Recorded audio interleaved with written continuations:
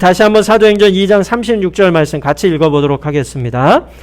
그런즉 이스라엘 온 집은 확실히 알지니 너희가 십자가에 못 박은 이 예수를 하나님이 주와 그리스도가 되게 하셨느니라 하니라. 아멘. 이 메시지가 얼마나 강력하였으면 이 메시지를 전하는 이 베드로가 말할 때 한 사람도 그 말을 막는 사람이 있었거나 반박하는 사람이 한 사람도 없었다라는 것을 봐도 알 수 있다라는 것이에요. 성령의 그 강력한 역사 앞에 사람들은 감히 그 앞을 가로막을 수 없었던 것입니다. 그리고 그들은 이 말씀 앞에 놀라운 반응을 보입니다.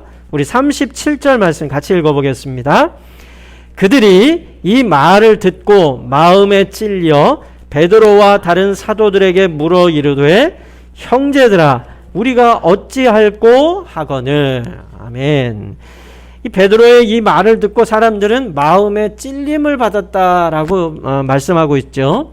여기서 찔리다라는 말의 헬라어의 말 뜻에는 칼에 찔려 관통하다 또는 양심의 가책과 마음의 고통으로 찔리다라는 뜻을 가지고 있어요. 마음에 찔린다라는 그 찔린다라는 것은 그냥 이렇게 살짝 가시에 찔리거나 칼에도 살짝 찔리는 게 아니라 깊이 찔리고 뚫릴 정도로 찔렸다라는 거예요.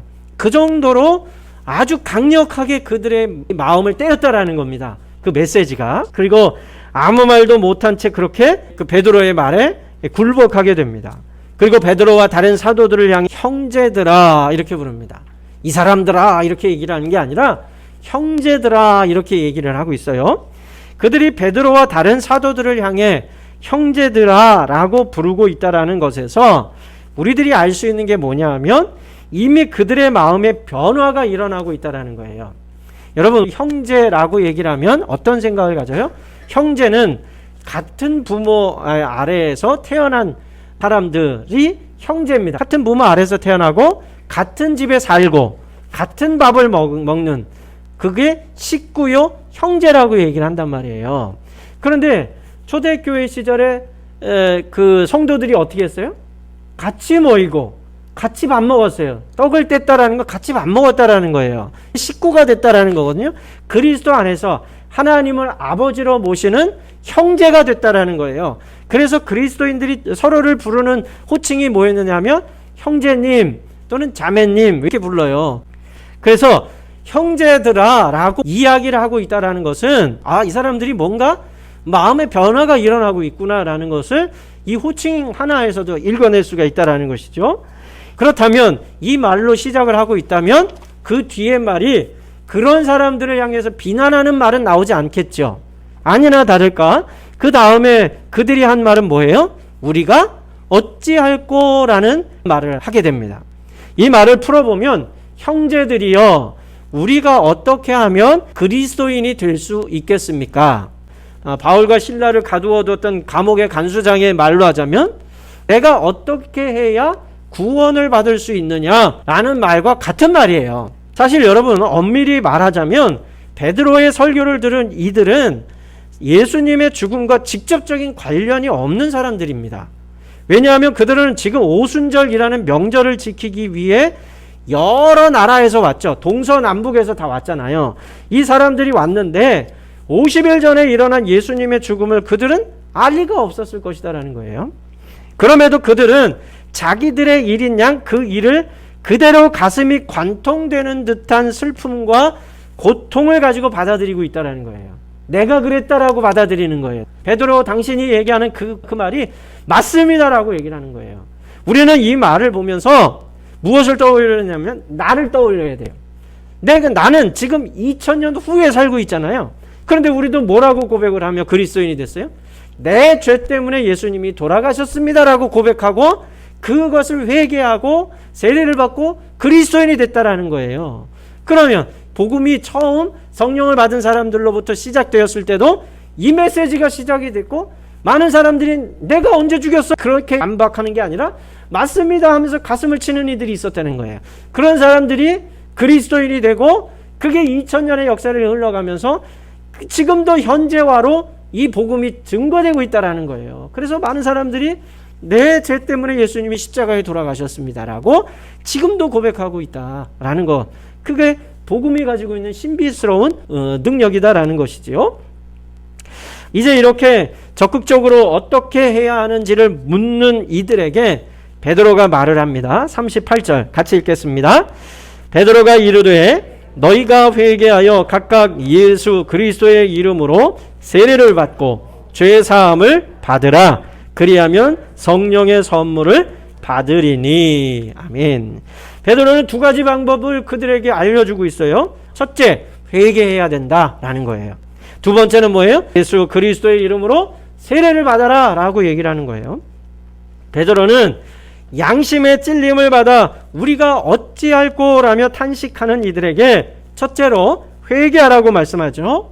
여기 회개하다라는 헬라어는 메타노이아라는 명사로는 메타노이아, 회개라는 것이고, 회개하다라는 건 메타노에오라는 단어를 쓰는데요. 여기에 나는 회개하다라는 것이기 때문에 동사로 메타노에오라는 단어를 쓰고 있어요. 메타노에오는 뭐냐? 메타, 어디로부터, 노에오라는 것은 돌아서다라는 것을 말합니다. 어디로부터 돌아서느냐? 하나님으로부터 등지고 있던 모든 것으로부터 돌아서는 것을 말해요. 누구로? 하나님을 등지고 있었다면 이제 세상을 등지는 자로 살아가기로 한 것, 그렇게 생각을 바꾸고 돌아서는 것을 메타노이아, 메타노에오라고 얘기를 한다라는 거예요. 회개라는 것입니다. 이 말에는 마음을 바꾸다, 또 길을 바꾸다라는 말이 있어요.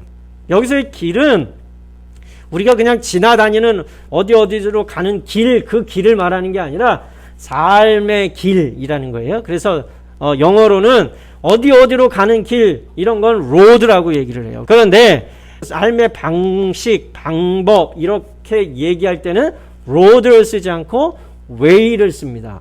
그래서 길을 바꾸다라는 이 메타노에오라는 뜻의 길은 내가 주님 없이 세상을 살아가려고 할 때에 내가 가지고 있는 생각, 내가 가지고 있는 가치관, 내가 나를 움직이게 하는 그 어떤 것, 그런 모두를 다 통틀어서 이 way라고 쓰고 있는 거예요. 그러니까 회개란 1차적으로 우리들의 마음을 바꾸는 것이고, 지금까지 주님 없이 세상의 힘과 세상의 논리에 기대어 살아갔던 모든 것들을 내려놓고 주님께로 돌아서는 것, 그게 회개다라는 것이에요.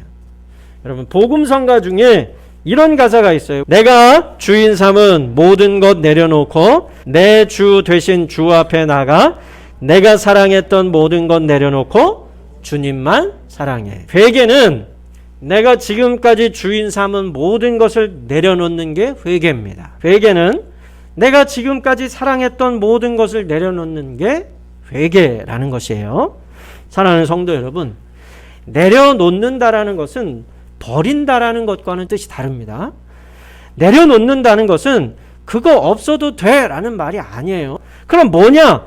내려놓는다라는 것은 맡긴다라는 것입니다. 누구에게요? 하나님께 맡긴다라는 거예요. 내 인생의 운전대를 지금까지 내가 잡고 내가 어떻게든 아등바등하면서 그렇게 살아왔다면 이제 그 운전대를 누구에게 맡기는 겁니까? 하나님께 맡겨드리는 거예요. 주님께 맡겨드릴 때 온전해지고 안전해짐을 믿으시기 바랍니다. 불안전하고 불안전한 내가 붙들고 조마조마하게 사는 게 아니라 완전하시고 안전하신 예수님 손에 모든 것을 맡겨드리면 그분이 그 모든 것이 합력하여 선을 이루도록 이끄신다라는 거예요. 그러면서 우리 마음에 예전에는 그런 것들을 통해서 이 일을 통해서 내가 얻을 수 있는 게 뭐지? 그것만 생각했다면 이제 예수님을 만나서 그리스도인이 된 사람들은 생각이 달라진다라는 거예요. 내가 내 일을 하면서 아무 의미를 두지 않고 살았고 그냥 돈만, 월급만 받는 것으로만 생각했다면 이제 그리스도인이 된 다음에는 그 일이 의미 있게 되는 거예요. 왜 하나님이 나에게 그 하고 많은 직업 중에 이 일을 주셨는가? 그러면 하나님이 이 일을 통해서 내게 원하시는 건 뭐고 내가 이 일을 통해서 이웃을 사랑하는 것을 실천하는 것은 또 어떻게 할 것인가? 이걸 고민하고 물어보게 된다라는 거예요. 그게 바로 뭐냐? 그게 회개다라는 거예요. 회개는 하나님을 생각하게 하고 내가 왜 여기 있는지 그리고 나를 왜 여기에 있게 하셨는지에 대한 하나님의 뜻을 묻는 거예요. 그래서 그 하나님의 뜻을 이루며 살아가는 사람으로 변화되게 되는 것, 그게 회개다라는 것입니다.